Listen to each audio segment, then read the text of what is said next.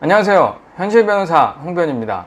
항상 오랜만이라고 말씀드리는 것 같은데 요새 또 상담도 많고 사건도 많이 들어와가지고 하루하루 이제 바쁜 날을 보내고 있습니다. 제가 댓글에 많은 질문들이 들어오는데 그걸 거의 다 답변을 해드리거든요. 물론 뭐 하루가 걸릴 때도 있고 뭐 일주일에 걸릴 때도 있지만 제가 웬만하면 답변을 다 달아드리고 있습니다. 근데 이제 같은 질문이 계속 반복되다 보니까 이걸 한번 말씀을 드려야겠다 싶어가지고 오늘 영상을 찍게 됐습니다. 오늘 드릴 말씀은 변론기를 안 나가면 어떻게 되냐, 요거에 대해서 질문을 많이 해주시거든요. 그거에 대해서 간단하게 말씀을 드리도록 하겠습니다. 먼저 원고하고 피고는 서로 입장이 다릅니다. 원고는 내가 먼저 피고한테 뭘 청구하는 거잖아요. 근데 이제 피고 같은 경우는 가만히 앉아서 원고의 청구를 당하는 입장이란 말이에요. 둘 간의 차이가 있을 수밖에 없죠. 먼저 피고가 안 나가는 경우부터 말씀을 드릴게요. 피고가 안 나가게 되면 예를 들어서 원고가 소장을 날렸는데 피고가 소장을 받고 아무런 답변을 하지 않으면 무변론 판결 선고 기일이 지정이 되고 그 기일 통지서가 피고한테서 갑니다. 근데 피고가 그걸 보고도 그날까지 아무것도 안 했다, 선고일날 나가지도 않았다, 그렇게 되면 그냥 무변론으로 그냥 그날 판결이 선고가 돼요. 피고는 2주 내로 항소를 해야 되고요. 판결문도 당연히 집에 오겠죠. 그걸 받은 날로부터 2주 내에 항소를 해야 되고, 그렇지 않으면 소송은 완전히 끝나게 됩니다. 그러니까 이제 피고의 경우에는 재판에 출석하는 것도 중요하지만 원고가 소장을 날렸을 때 그걸 받고 답변을 하는 게 되게 중요한 거예요. 만약에 답변을 했는데, 그리고 준비서면도 제출했는데 그 다음부터 계속 재판에 안 나간다고 하면 그냥 피고가 제출한 준비서면은 변론 기일 때 진술한 걸로 간주가 되고 재판은 마치 나온 것처럼 해가지고 진행이 되고 또 종결이 됩니다. 그러니까 이제 피고의 경우에는 서면만 제대로 내면 재판 진행에 사실상 불이익은 없는 건데, 근데 이제 그 변론 기일에 판사님이 뭔가 쟁점에 대해서, 이 사건의 쟁점에 대해서 말씀하신 경우가 많기 때문에 이제 그거를 놓친다는 단점이 있겠죠. 이제 원고의 경우가 좀 애매한데, 우리 민사소송법에 이게 있습니다. 쌍방불출석, 일명 쌍불에 관한 규정이 있는데, 원고와 피고가 서로 변론기일에 안 나왔다, 이제 뭐 잘 진행이 되다가 갑자기 안 나온 경우도 있고 처음부터 안 나온 경우도 있고, 아무튼 원고와 피고가 변론기일에 나타나지 않았다, 그렇게 되면 그게 1회 쌍방불출석이에요. 1회 쌍불이죠.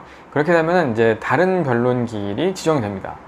근데 만약에 그때 또 둘 다 안 나왔다, 그러면 2회 쌍불이 돼요. 이럴 때는 그 기일 지정 신청을 한 달 이내에 하지 않으면 소가 취하된 걸로 간주됩니다. 2회 쌍불의 경우에는. 근데 만약에 2회 쌍불하고 기일 지정 신청을 안 했거나, 아니면 이제 2회 쌍불하고 누군가 기일 지정 신청을 해서 기일이 지정됐어. 근데 그때 또다시 양쪽이 안 나오잖아요. 그러면 그냥 그건 소취하 간주됩니다. 그러니까 이제 1회 쌍불이면 다음 기일 지정되고, 2회 쌍불이면 한 달 이내에 기일 지정 신청하지 않으면 소취하 간주. 만약에 기일 지정 신청해가지고 그 기일이 잡혔는데 그때 또 안 나가면 3회 쌍불은 그 자리에서 소취하 간주, 이렇게 되는 거거든요. 그런데 이게 지금 양쪽 당사자가 안 나온 경우잖아요.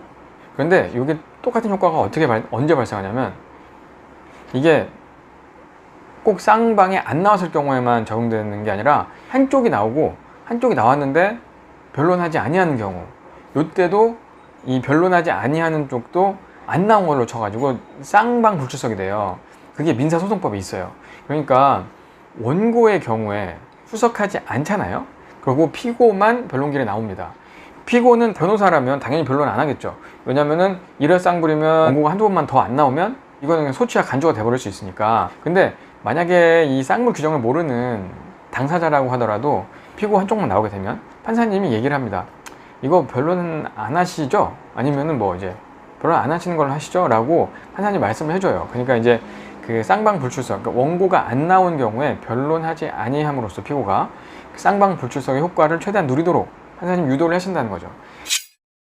피고 같은 경우에는 변론기일에 나가던 안 나가던 사실상 서류만 잘 제출을 하면, 준비서면 같은 거 잘 제출을 하면 소송 진행에 있어서 막 소취와 간주된다거나 이런 페널티는 없는데, 원고의 경우에는 안 나오게 되면 피고가 변론하지 않아 버리면 쌍방불출석이 되는 거죠. 그만 하면 원고는 나가시는 게 맞습니다.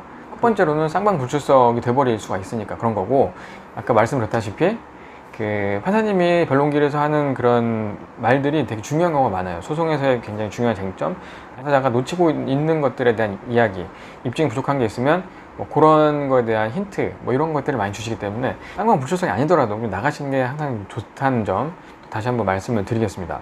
이렇게 원고와 피고의 경우에 불출석의 효과가 좀 다르다는 점, 이 점을 알아두시면 재판 진행하시는 데 도움이 되지 않을까 생각을 합니다. 오늘은 짧게 여기까지만 말씀을 드리겠습니다.